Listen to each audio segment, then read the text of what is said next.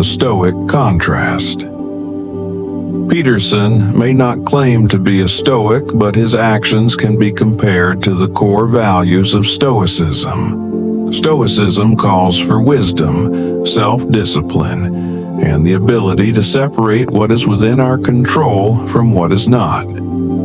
The controversy raises the question: did Peterson handle this situation like a Stoic, or did he let his emotions dictate his actions? True Stoicism requires a balance.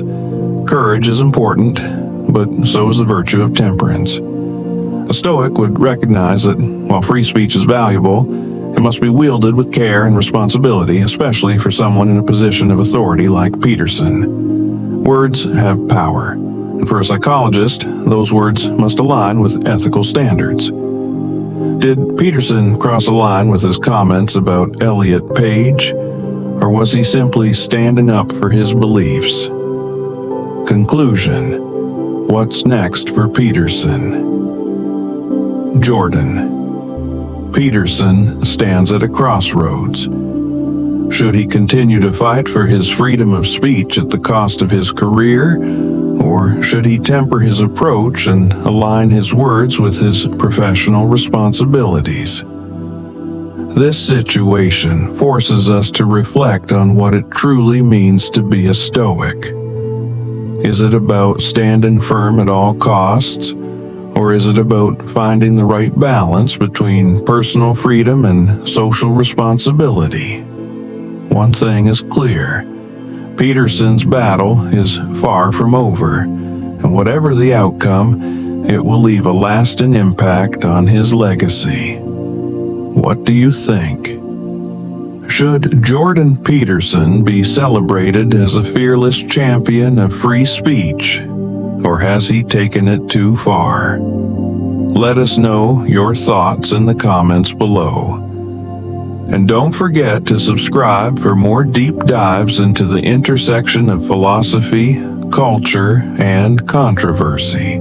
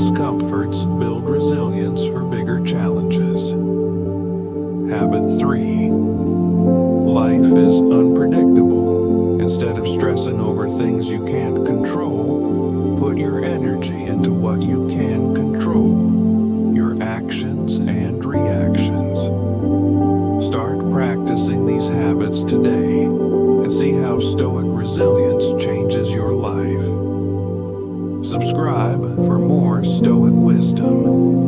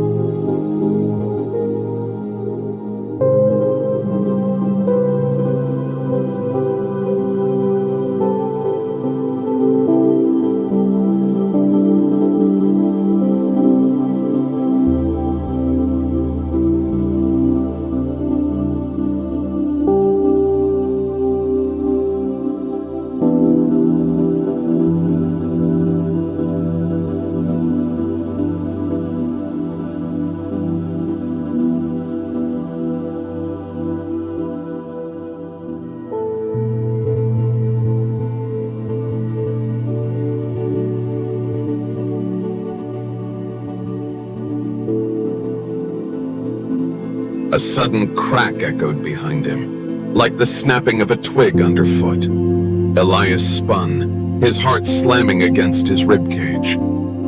In the flickering lantern light, he saw a figure, pale, skeletal, its eyes glowing faintly from within the shadows of the trees. His breath caught in his throat.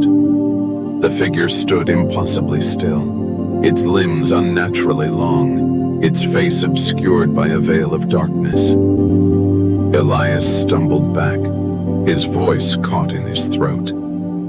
Before he could react, the figure vanished. One blink, and it was gone, dissolving into the blackness as if it had never been there.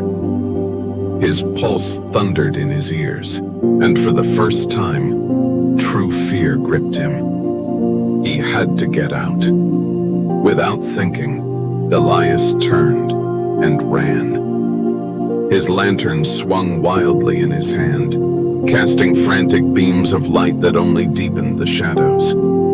His boots pounded the forest floor, breath ragged as he pushed through brambles and low-hanging branches that tore at his clothes and skin. But no matter how fast he ran, the trees seemed to stretch endlessly before him. Suddenly the path ended.